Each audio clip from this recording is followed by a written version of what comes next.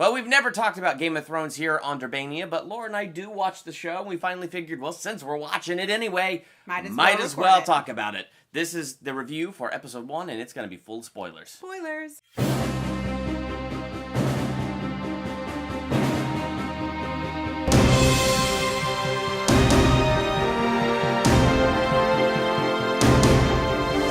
Welcome to Durbania. I'm Durbin. I'm Laura. And we are going to do a spoiler talk now for Season 7, Episode 1 of Game of Thrones. Pretty excited to dive into this show finally and start reviewing these episode by episode as they go. Yeah. So, I liked the epic opening of this episode. I thought it was really, really cool. And it was confusing at first because you have, what's his name, Filch from Harry Potter? Lord Frey. Lord Frey.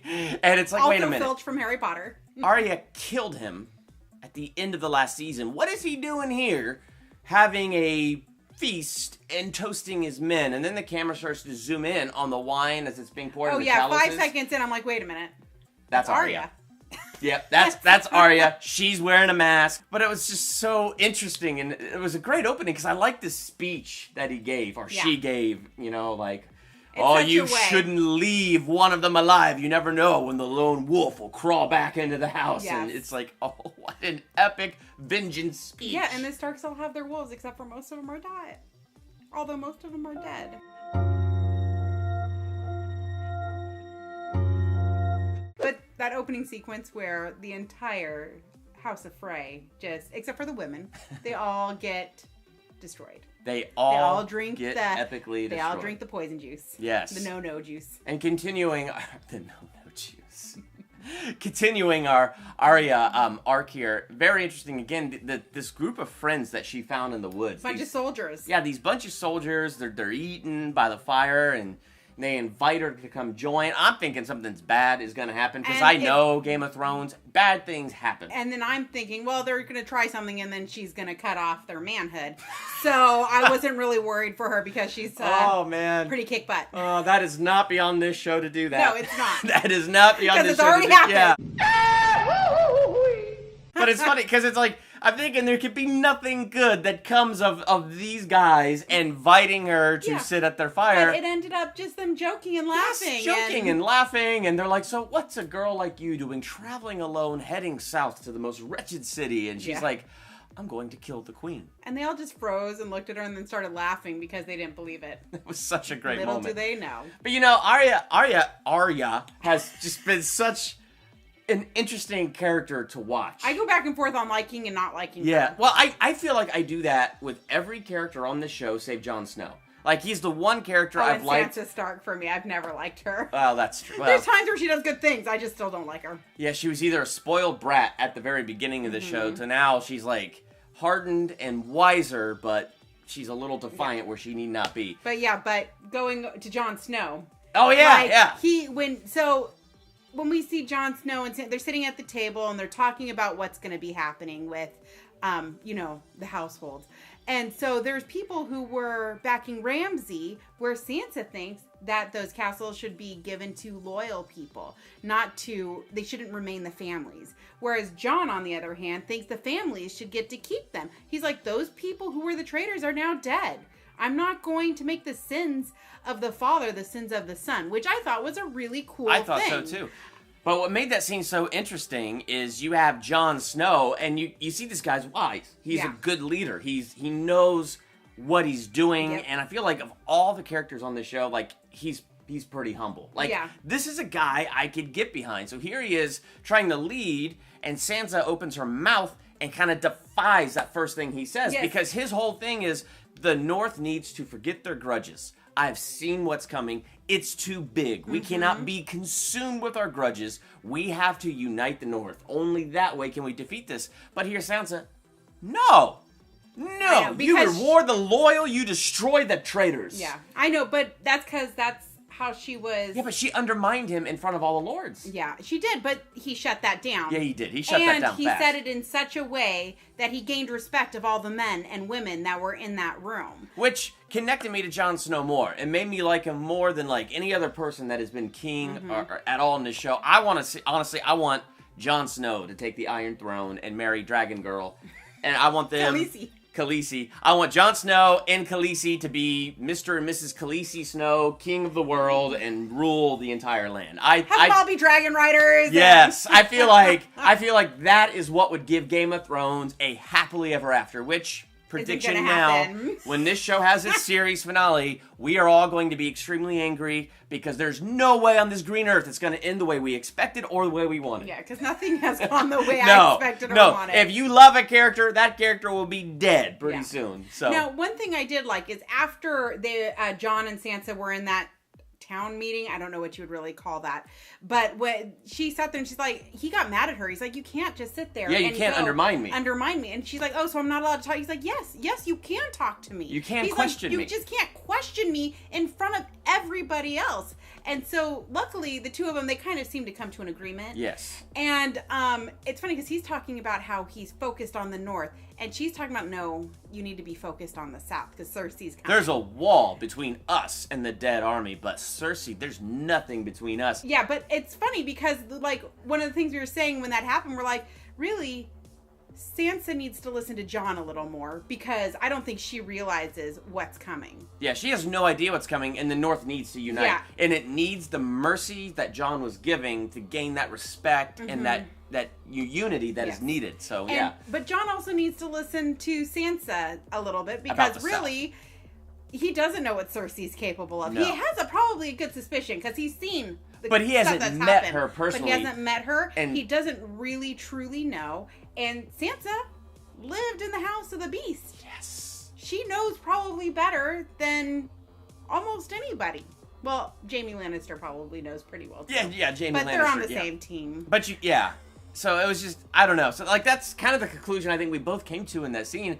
But I don't know. What's your prediction for that? Because honestly, we think that makes sense that he needs to listen to her counsel about the South. She needs to listen to his counsel about the North. And I think that's where they're going to get their strongest unity. My prediction, though, is that's not going to happen. No. In fact, I think she doesn't like Littlefinger. She doesn't trust Littlefinger, but he's there for a reason in this show. Oh, well, he's there because he's the Lord of the Vale now. No, I get that. And he saved them from Ramsay. They would be dead and gone. That's not the reason I think he's there. I mean, that's the reason he's there. But I think in terms of writing and moving the story forward, I think he's there because we're going to see Sansa start to distrust Snow and move in Littlefinger's direction. I really hope not. I hope not. I'm saying it's a prediction. Well, the thing is, Sansa did say something when she had an interaction with Littlefinger that kind of said, oh, I know what he's about. Oh, yeah. And really, I think she does. Because I'm sorry, she knows that he married her off to Ramsay. One of the other points was Samwell. Yes. Yeah. That whole scene. First off, that was a hysterical montage of him cleaning the poop trays and putting the books on the shelf, and then the food being dipped in the food trays, which then the food and the poop look exactly the same. Oh, it did. It was just, I'm like... And then him gagging in the bathrooms. He's probably going to lose so much weight doing that because I wouldn't eat. You know what, though? Like, it's funny because I thought that montage reintroducing us to Samwell, where he is in life, number one, it was pretty hilarious. Mm-hmm. But number two, it showed the monotony of his life and that though he's working in that library, the section he wants is locked to him and he can't get there. Yeah, it's like he can see it. So the one bit of knowledge he's actually there to get, he can't get there to get, but he's cleaning everybody's poop and he's eating this sludge. That looks like the poop. Yes. Oh, and so, that was just such a gross scene because it really was. I thought, okay, we're done now. And then it kept going. It kept going. It was so long. It was effective, though. It really got you caring about Samwell, got you caring about his position in life, and it got the stakes kind of up of, this is what he's got to do. And so then he meets Professor Slughorn in that anatomy room where they're cutting the dead guy open.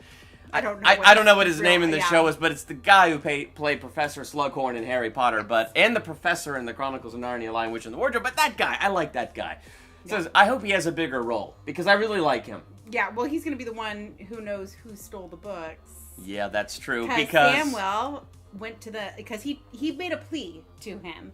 And basically, he said, "You're not a maester. You're not a maester. You can't go back. You can't go back there." And he kind of he validated his reasoning why he wanted to, but then he's like, "You don't need to learn about the armies of the North because we've always survived winter. See, yeah, he's like, we're always gonna survive, and this, when you thought this was gonna end the world, guess what? We survived. And when you thought this was gonna happen, oh, guess what? We survived." And so it was one of those kind of conversations. So he decided to steal the keys while the guy was sleeping and just lock on in there, and then he stole the books and put them in his bag and took them home to read them. Yeah. Which ended up being a good thing. Yes, it did. Because, dragon glass is what kills White Walkers. They learned that. And so what Samwell discovered at the end of the episode was that there's dragon glass in the Targaryen household. And that they're built on a pile of dragon glass. It was seriously a treasure map. Yeah. Going to a pile of dragon glass, which when you go back to Jon Snow's speech in the beginning, the first thing he says to his men, dragon glass is now gold. We need it. Yeah. And so literally this is a treasure map. So we leave Samwell and he's writing a letter to Jon Snow, which then goes to our next very fascinating thing, where the end of season 6, you have Khaleesi, she's got her army, she's got her 3 dragons, and they are now heading towards the Iron Throne. Yeah. But they make a stop at her home. Is it her home? It's the Targaryen household. The Targaryen household. And that's her home. That's right, where Stannis took it over and all that stuff. Yeah. So it's interesting that they land back at the Targaryen castle, which now as we see, this is the place where the dragon glass is. So this is like the crucial place to go. Yeah. Jon Snow. I'm like, need an alliance. Yes, he needs this glass. Khaleesi has taken this castle. Whether she knows the glass is there or not, it's hers now, period. I mean, wherever that girl goes, every place the sole of her foot treads, that is her territory. Yeah. So it's like... What I liked about that, and this is the ending sequence. When she walks up, none of them say a word. They are all walking up in complete silence. That was cool. They are following her lead. And I'm like, and the only words that you speak is at the very end. They're looking out at the table. That's the map of the land. And she just looks up and says, "Shall we begin?" That was... Roll credits. That was an epic ending to the episode, I will say. I know. Well, because she's here. Khaleesi is coming. Khaleesi is here. Okay, so here's what obviously needs to happen. Again, this would be the perfect scenario. Jon Snow makes an alliance with Khaleesi so that they can work together with the dragon glass. But she's not going to like that he's calling himself a king. They get married, and they share the Iron Throne together in peace and harmony. Now, that would be the perfect way to do this, but this is Game of Thrones. That's not what's going to happen. So I'm kind of predicting Khaleesi's not going to trust Snow. I'm predicting that for some reason Snow's going to be stupid and let Sansa talk to her. Oh. And I'm sorry. Sansa has never been somebody that I've really liked in this show. She's done some baller moves, but I just am not a fan of hers. I'm back and forth on her. She's just, like, those characters, those moments where she was with Littlefinger and she had to, like, get strong. I was, like, proud of her in those moments. But then, like, right now where she is with Jon Snow, undermining him and stuff, I'm not a fan of that. I didn't feel like she undermined him that much. It wouldn't surprise me if she goes behind Snow's back to make a deal with Khaleesi for the dragon glass and kind of stabs Jon Snow in the back. Not literally, just figuratively. Well, but Jon Snow's not going to die. I have a hard time. No. I mean, we already had that fake out once. Seeing as how he died and was resurrected, I have a hard time believing. Makes you wonder if he's like the guy that's with the Hound right now who works with the Lord of Light, keeps bringing him back to life. If Jon Snow dies again... Will he come back to life? No, I predict if Jon Snow dies again, it'll be the series finale, whenever that is. Oh, if he is to die again, I feel like he's the one true and just character, and his death would be a self-sacrificing death and would not be until the series finale. That's my prediction on that. That's what I think. Hopefully it's while he kills Cersei. Yes. That's so wrong Cersei. For me to say that. Let's just talk about her for a second. So we got the uncle of what? The Greyjoy. The Uncle Greyjoy with Cersei trying to propose to her, and he wants to get her a priceless gift to win her trust and her hand in marriage so that they work together to defeat all their enemies that are surrounding them. And at that point he leaves. And we don't know what that priceless gift is. I'm guessing it's the head of somebody. I agree with you. It's the head of somebody, but it's like all the somebodies that would be a priceless gift to her. Like, there's no way he's going to get there. Yeah. Like, I think the uncle is smart to a degree, but he just seems like a real idiot. Yes. So, I know, because he is. Yeah. So Uncle Greyjoy is going to bite it somehow. I don't think Cersei's going to trust him for one, but I think she will marry him. There's always one person that goes through an entire season and then gets killed off, and I've got a feeling he's our character. Okay, so you think he's our guy who's going to die off at the end of the season or at the beginning of the next There's season. always one character that we avidly hate, and then they make us hate them through the season, and then they die. So you think that's Uncle Greyjoy this year? Yes. Okay.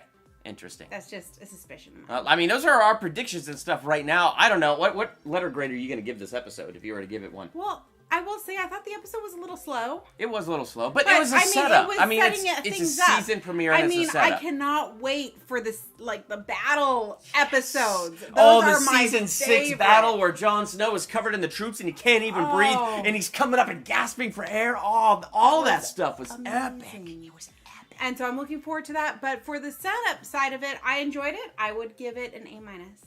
For Game of Thrones, it wasn't their best episode, but it wasn't their worst. I am going to agree. I don't think it was Game of Thrones' best episode. No. I feel like for a premiere, you probably did need to throw a bit more forward motion. Well, they did a lot of forward motion yeah, stuff. Okay, not forward motion, probably action then. Yeah. Put just a little bit more something, but it was fantastic setup. Yeah. And it did a lot to, have us right now as we're sitting here predicting what's going to happen, and I'm very fascinated. So it did its job. Yep, I agree. So A-. I'm hooked. I want to know where this is all going to go. Me too.